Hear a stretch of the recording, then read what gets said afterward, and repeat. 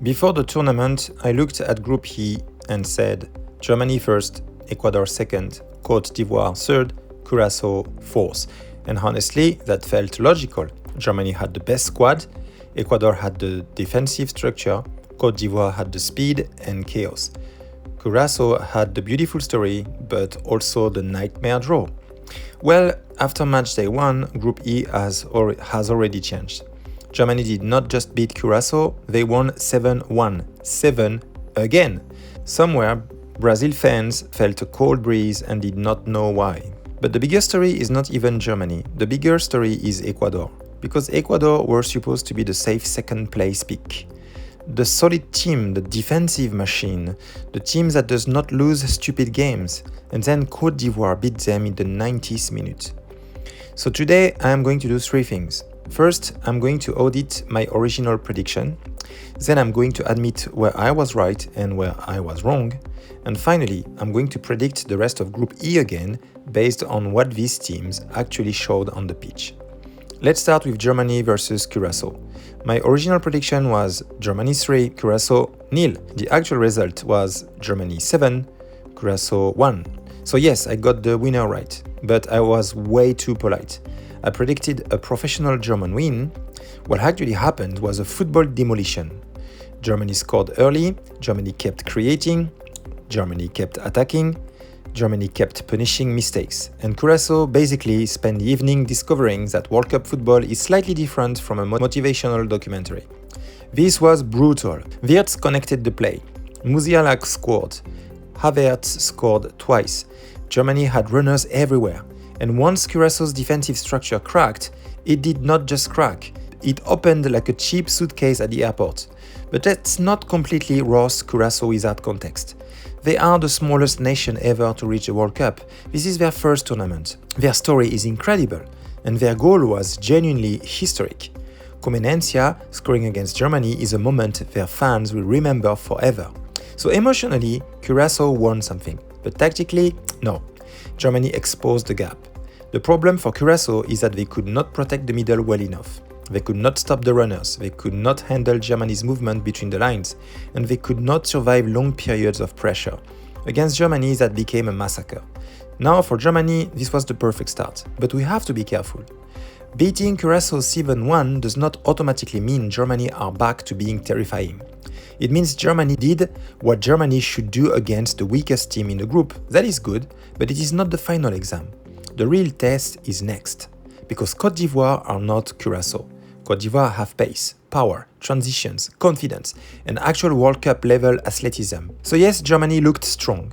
But now we need to see if they can look strong against a team that can punch back. Now let's talk about the match that changed the group. Côte d'Ivoire versus Ecuador. My original prediction was Côte d'Ivoire 1, Ecuador 1. The actual result was Côte d'Ivoire 1, Ecuador 0. So I was close in one way.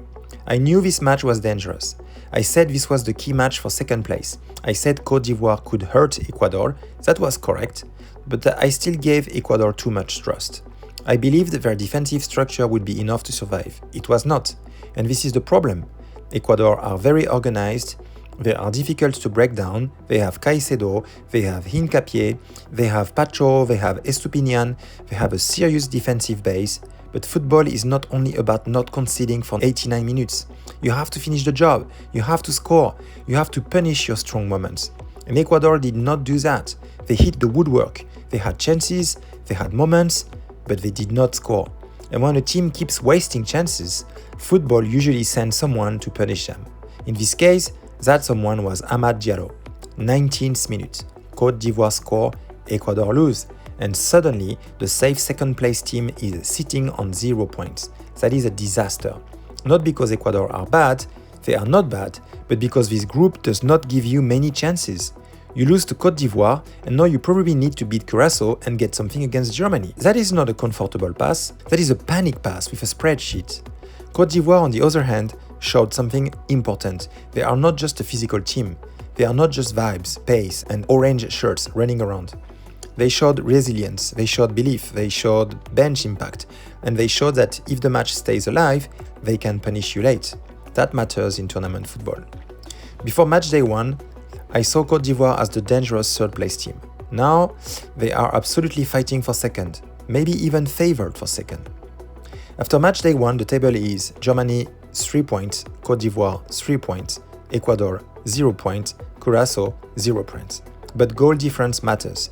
Germany are +6, Côte d'Ivoire are +1, Ecuador are -1, Curaçao are -6. So Germany are in a fantastic position.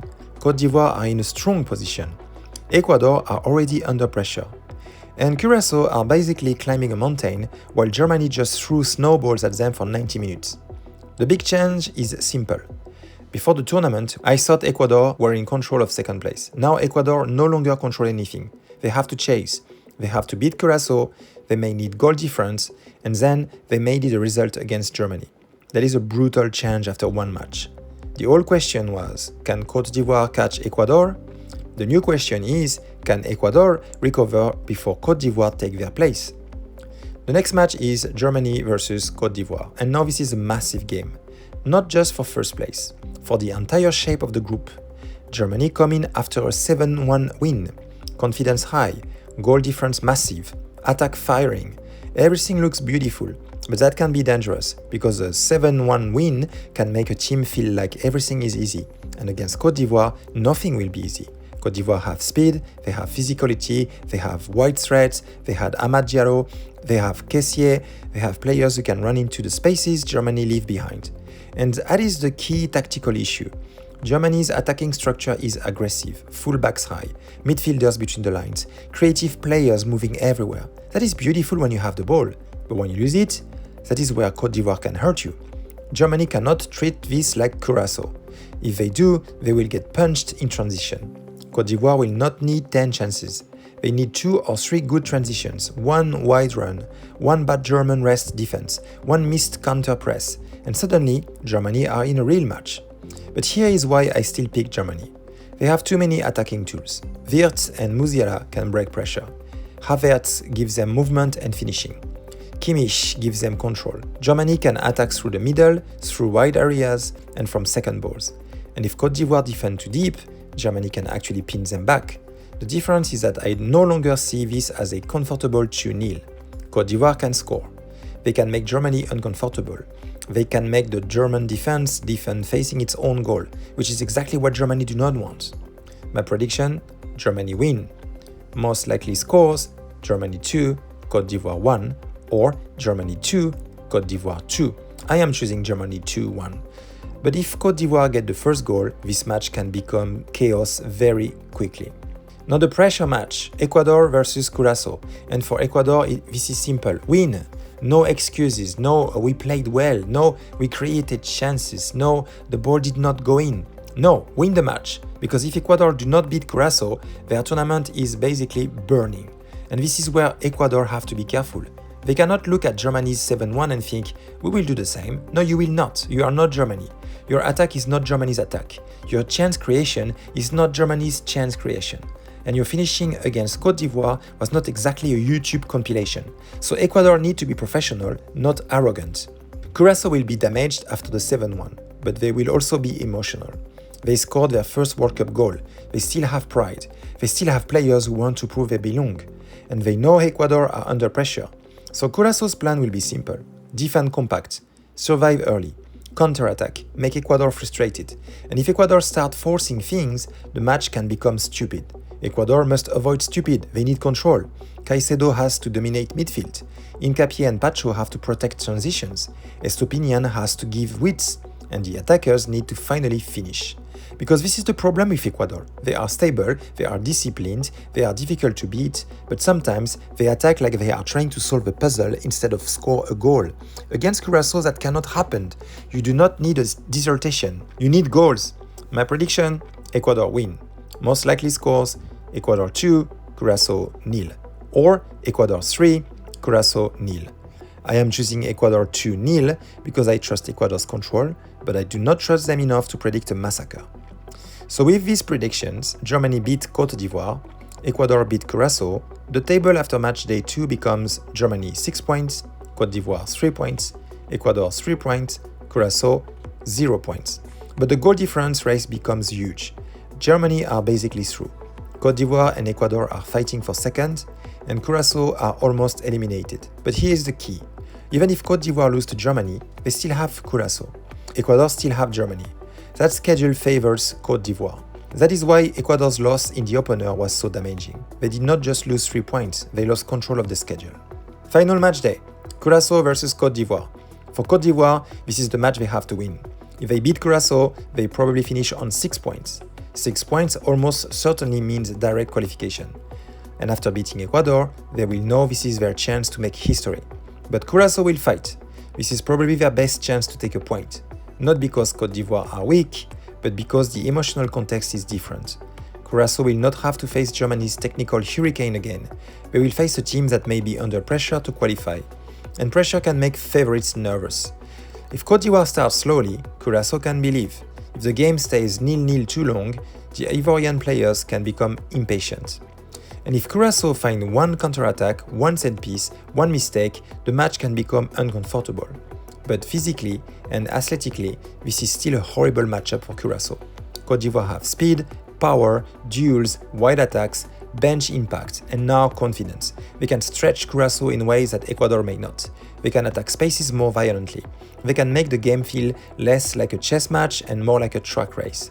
And Curaçao do not want a track race. My prediction, Côte d'Ivoire win, most likely scores, Curaçao 0, Côte d'Ivoire 2, or Curaçao 1, Côte d'Ivoire 3. I am choosing Côte d'Ivoire 2-0. Professional enough, physical enough, no drama. The other final match is Ecuador versus Germany. And this is where Ecuador's tournament becomes painful.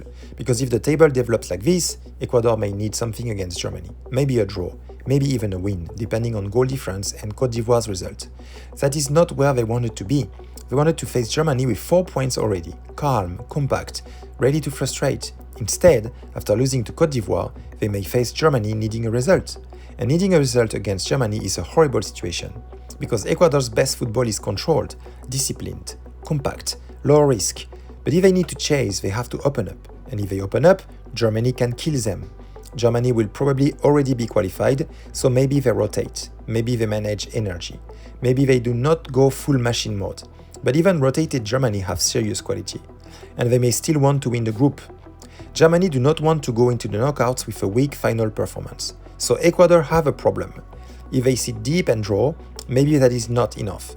If they chase the win, Germany finds space. This is why the opener hurt them so badly.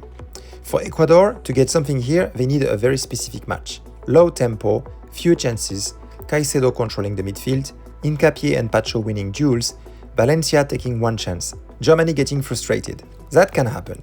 Ecuador are not bad. They can defend, they can frustrate anyone. But after what Germany showed against Curaçao, and with Ecuador's attack still looking inefficient, I do not trust Ecuador to beat them. My prediction, Germany win or draw. Most likely scores, Ecuador 1, Germany 1, or Germany 2, Ecuador 1. I am choosing 1-1. Germany manage the game, Ecuador fight for survival, but even that draw may not be enough for second place if Côte d'Ivoire beat Curaçao. So here's my updated Group E prediction. Before the tournament, I had Germany first, Ecuador second, Côte d'Ivoire third, Curaçao fourth. After matchday 1, I am changing second place. My updated final table is Germany first with 7 points, Côte d'Ivoire second with 6 points, Ecuador third with 4 points, Curaçao fourth with 0 points. Yes, Côte d'Ivoire second, Ecuador third. And honestly, Ecuador only have themselves to blame. They had the opening match that could have put them in control, they had chances, they had defensive structure, they had experience, and they still lost in the 19th minute. That is the kind of result that changes the group. Côte d'Ivoire now have the easier path. Even if they lose to Germany, they still have Curaçao. Ecuador have to beat Curaçao and then survive Germany. That is much harder. Germany first still makes sense.